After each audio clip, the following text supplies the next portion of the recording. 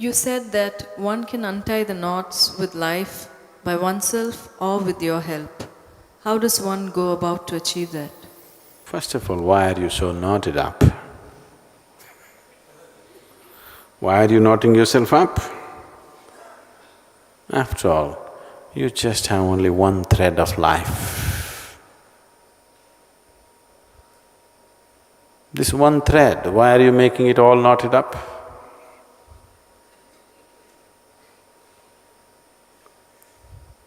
See,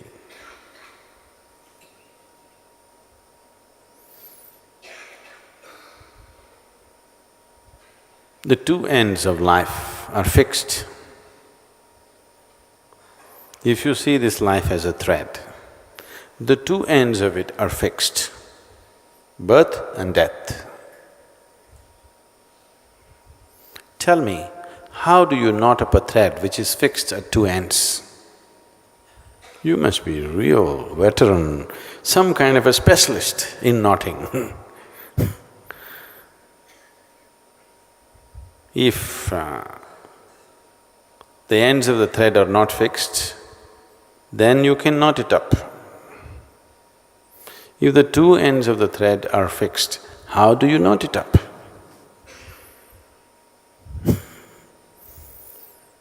When you're such an expert in knotting, what to do? It's very, very hard to knot it up when both the ends of the thread are fixed. Is it fixed? Is it fixed or no? In birth and in death, it's fixed, isn't it?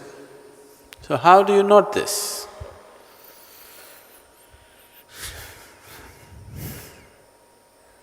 It may not even be knotted.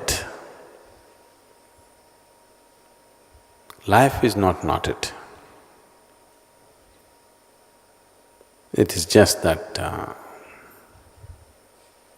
because of such terrible sense of insecurity within you, a terrible volume of calculation has risen in your mind. Because of these calculations, it looks all knotted up. No, but what about my karma? Karma is also the same nonsense. It can all be straightened out in a moment if you're willing, because both the ends are fixed. You're born one day, you'll die one day. The in-between few days, what's the big deal?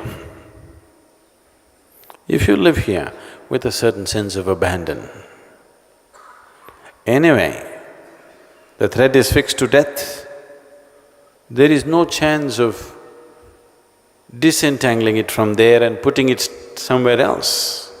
Anyway, that's how life will go. So what is there?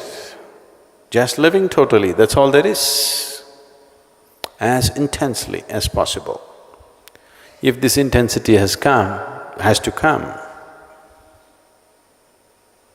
if you realize that the ends are fixed, only this in-between few days you have to handle, and all your ideas of gaining and losing are just silly nonsense in your head. If you understand this, you will ease, you will just ease off. When you come to utter ease, people have always understood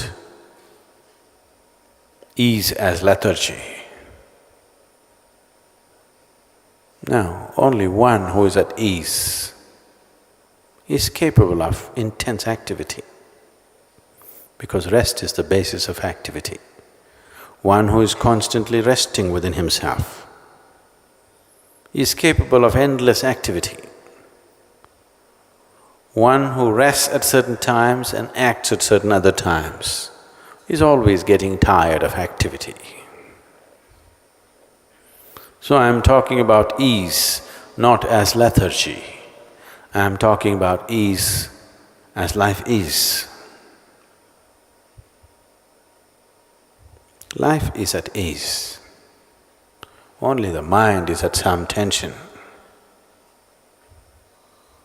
The tension has come because mind is disaligned with life. You're trying to build your own creation and hold it up, which doesn't exist. You're unwilling to live in the Creator's creation. You're making up your own creation and trying to hold it up all the time. Oh, that is true torture. Trying to create all kinds of fake things and constantly hold it up. I think we should give you an exercise. I don't want to dent the vessels in the kitchen, otherwise I would have asked him to get the tumblers or vessels. Try to hold 25 vessels in your hand and keep it up and walk and see what happens to you. And especially if the vessels are not real,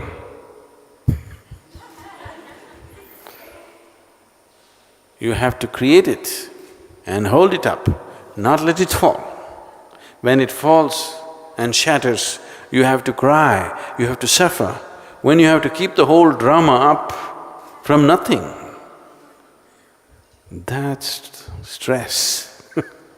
That's real stress. And that's what you're doing. The knots are made up, unknotting is also made up. When we say meditate, we told you, shut all that nonsense and simply sit. Stop the act for some time at least. Even there you want to unknot it in your meditation and you want me also in partnership doing that silly act. Yesterday was India's budget, so I thought, let me see what's happening to the budget. Have they given any tax relief for yoga?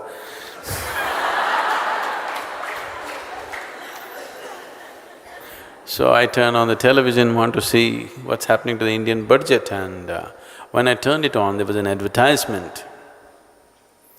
It's called Babaloo or something. The product is called Babaloo. This Babaloo is a liquid gum, chewing gum, okay? Like chewing gum, you chew for your teeth to be clean and to smell good, whatever. It's in liquid form. It's called Babaloo and you can blow it into big bubbles. So this Babaloo ad is an animation and this cartoon character comes and instead of squeezing the liquid into the mouth, squeezes onto the mirror, and it just drops off the mirror, again squeezes on the mirror. Looking at the mirror, he squeezes into his mouth in the mirror and it just falls off. Then he realizes, he gets it and puts it inside and then big bubbles come out and whatever. That's the ad. I was just thinking, the whole world is just this. If you try to feed the image in the mirror, if you try to, talk to the image in the mirror, if you try to do whatever with that image in the mirror, it's just such a waste of time. And especially if it's a distorted mirror. It's one big nonsense. That's all that's happening right now. Whatever is happening in the image of your in the mirror of your mind, all kinds of images you generate and you play with it endlessly. Because somewhere you never got interested in the Creator's creation. Somewhere you are so horribly egoistic that you believe that you will create one day something bigger than the creation, something more interesting than the creation.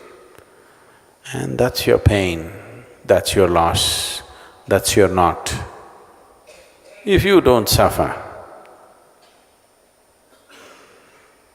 life will not be good. You must suffer. One who manages to ignore a creation of this magnitude and magnificence, if he doesn't suffer, what is the point of life? They must suffer. Your suffering is not happening because of anything. You're not happening because of anything, just because you're too involved with your own creation. You have no eyes for the Creator's creation, there is no other reason. And don't you ask for my partnership in the business. I'm not a game for that. That's your nonsensical business. My business is something else. My business is with the Creator's creation. For me, this is good enough. This is not just good enough, it's too good. I'm not busy making up my own creation. I think it's silly generating anything in this head. So I don't do anything. My brains can be sold because they're unused.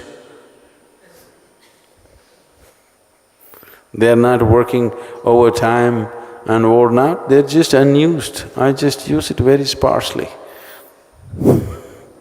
just when it's needed, that's all. Fresh.